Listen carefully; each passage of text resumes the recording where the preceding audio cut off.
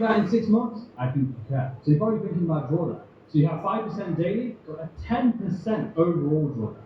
10% taking things up another level, as promised. You can also get max funded up to 400,000 with Smart Funded Trader. 400,000, and you can scale it to $2 million. $2 million.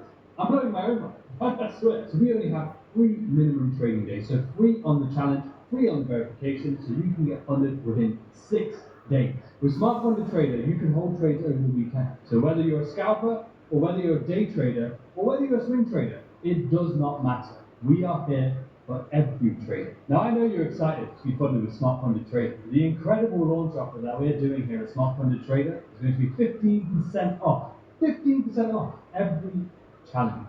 As part of that as well, we're going to give 90% profit split for those of you who get funded, as well as 125% refund on your challenge fee on your first payout. So the link in the description is below. Type in your email so that you can be the first one to know. So my parents were in India and I was living here by myself. I moved 4 times within the span of 2 years. So for a couple of months I stayed in Brooklyn. For a couple of months I stayed in Flushing. And the Flushing area, the reason I moved to Flushing was because I had actually drawn a lot of money. I put a lot of money into a regular broker and I lost everything. So I moved to Flushing. I stayed in one room, sharing that in a bunk bed. So I had the top bunk, my friend had the bottom bunk. We were paying $340 a month. It was a 4 bedroom apartment, all strangers, just me and my friend sharing one room. Then the next time I moved to another place in Woodside, New York, in a basement with share strangers.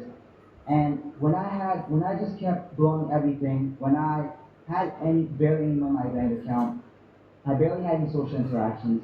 It was very hard. That was the first time I ever felt true pain.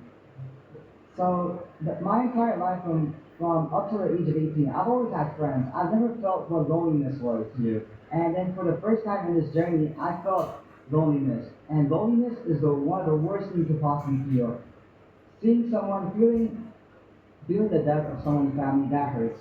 But I found that loneliness is the worst feeling of them all, especially when you're going through that with no hope for the future. I got to a point where, not that I wanted to take my life, but I just didn't care. I felt numb for months and months when I had that blown account, when I barely had any friends, when I lost my hope, but I was still in college.